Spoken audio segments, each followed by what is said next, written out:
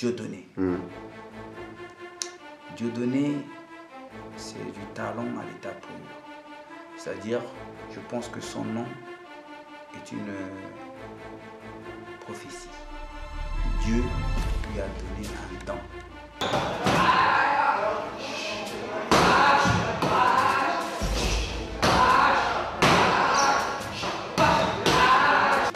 Dieu. Et c'est un mix, Dieudonné. Dieudonné, il est moitié camerounais, moitié français, de la France profonde. Donc, il représente cette mixité sociale.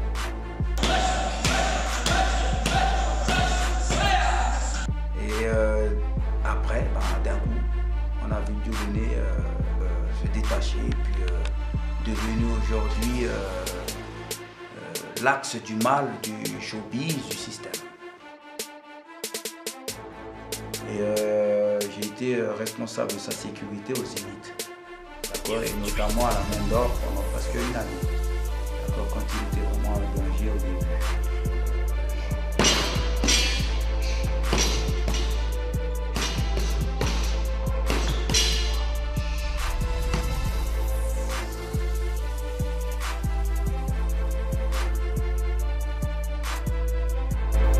Voilà.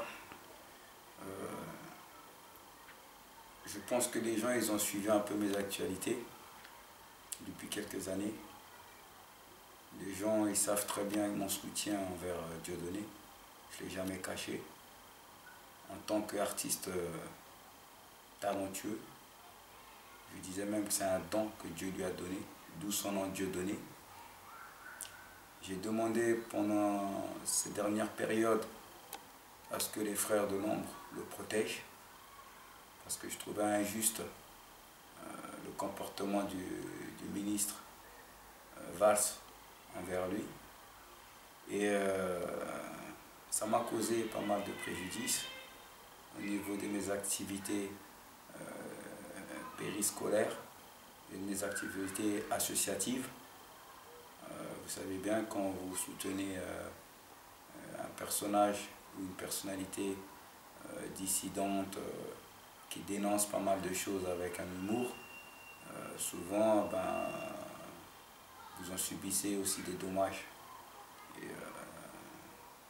voilà. Il se trouve que il y a 2 semaines, j'ai eu à faire garde à vue au commissariat du 12e, puis transféré à la PJ du 10e, suite à une affaire qui aurait pu être une affaire privée entre des gens qui se connaissent, qui au départ pensaient vraiment s'aimer. Et il se trouve que, voilà, il a suffi de peu pour que moi je me retrouve à vivre des choses que j'ai vécues auparavant. Même, je vais dire, depuis 99, 98, j'ai pas eu à rentrer dans ce trou-là, dans ce trou qu'on appelle garde à vue, et de vivre ses cauchemars.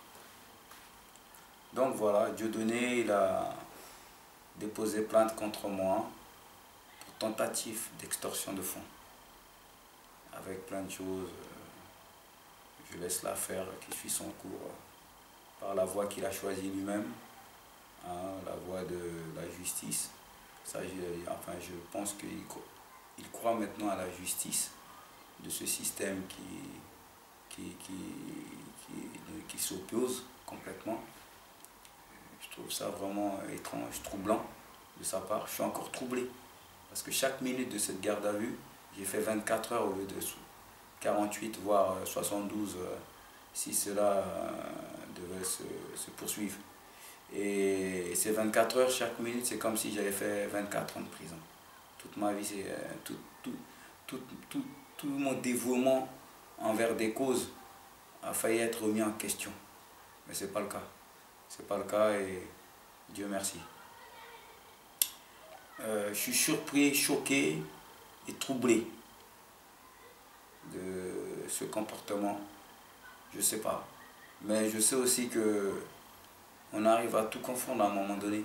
quand on se sent harcelé ou quand on se retrouve dans la peau d'une victime et, et on peut croire que tout le monde est son ennemi à un moment donné. Et donc, je trouve dommage cette manque de considération, de reconnaissance, encore une fois de plus, mais surtout de considération. C'est un espèce de mépris de par ce que je représente, la couleur noire, donc une communauté qui subit déjà des problèmes de stigmatisation, de me confondre à mon âge comme ces jeunes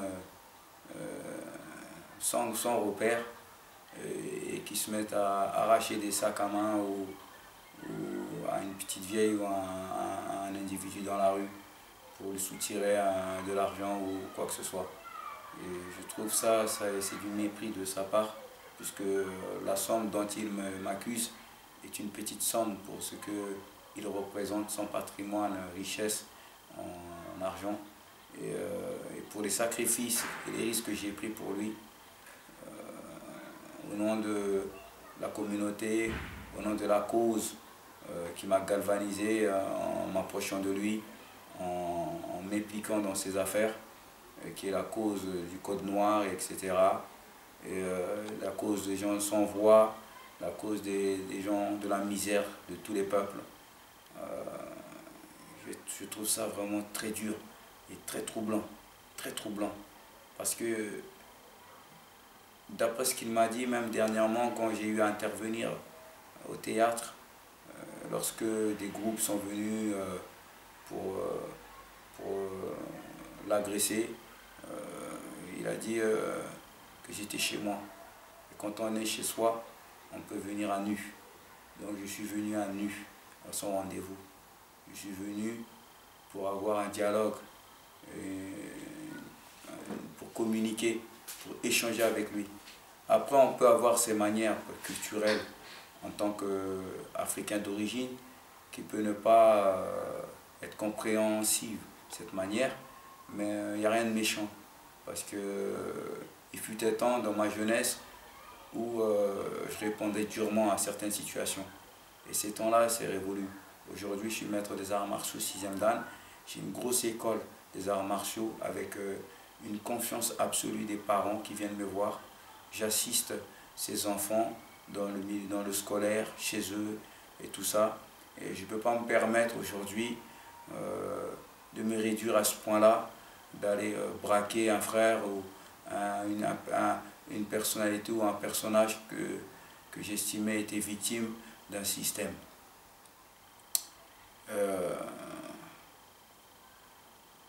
C'est justement parce que j'ai de l'amour pour Dieudonné et beaucoup de peine pour la voie qu'il choisit, qui est des fois la voie de sans voix, parce que on ne sait plus trop des fois où il va en venir, on n'arrive pas trop à déterminer les axes de ses actions vraiment, parce qu'on ne voit pas trop le retour de ce dont il prétend dans la communauté. La communauté est toujours dans le même état, la souffrance des quartiers, les douleurs des parents, et tout ça. Et on a essayé. Dieudonné m'a demandé de présenter des projets pour la communauté. J'ai présenté des projets culturels pour créer des centres culturels, des centres commerciaux culturels, pour essayer de renouer un peu avec nos valeurs, etc. C'était des sommes énormes et il était prêt à financer ces projets-là, d'après ce qu'il disait. Donc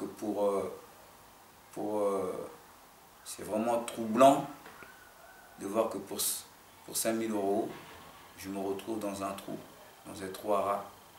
C'est là où vraiment on ne considère pas les gens. J'aurais préféré qu'on me saute dessus à plusieurs, qu'on m'arrache mes habits et qu'on me fasse du mal physiquement, que de me faire vivre ça moralement. Surtout qu'on a eu un accord oral et moral, que pour les activités, les interventions qu'on a fait récemment,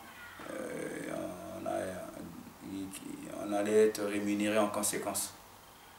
Donc même mes alentours, les gens qui l'ont protégé, qui sont fichés aujourd'hui à cause de ça, ils sont choqués, ils sont troublés. Et ils ont du mal à se contenir. Et c'est ce que je leur demande, de garder, de préserver leur dignité. Donc, de reculer de tout ça, de s'éloigner et d'observer de nouveau à distance. Cette affaire, c'est comme si Soral appelait Valls pour dire voilà, j'ai un problème avec Kouchner, est-ce que le ministère de l'Intérieur peut intervenir? Donc, c'est un peu le serpent qui se mord la queue. Et la résistance, je pense pas que tous les grands hommes de la résistance, comme les gens que je respecte beaucoup, sont d'exception de race, qui ont fait des choses en France, qui ont laissé leurs traces, comme Coluche, Resto du Cœur, comme l'abbé Pierre que j'ai croisé sur des programmes d'alphabétisation qu'on a fait sur des projets de la musique, Emmaüs, les soupes populaires, les balavoines, et après, si on remonte au Malcolm X, tous ces grands leaders qui sont nés, qui sont morts pauvres mais riches par la pensée, l'idéologie et le combat. Martin Luther King, qui a fait rêver toute l'Amérique que les Afros ils allaient sortir de leur précarité un jour. Toutes ces prières, toutes ces révélations que les grands hommes nous ont laissées, tous ces sacrifices que les Sankara, les Lumumba, les Boganda nous ont laissés comme héritage d'esprit. Je pensais retrouver ça dans le frère Dieudonné et dans une forme de dissidence afin qu'on puisse prendre en considération aussi la France ou le peuple d'en bas. Et aujourd'hui, j'ai vraiment le doute. Et il n'y a que le temps qui me fera penser ou croire autre chose.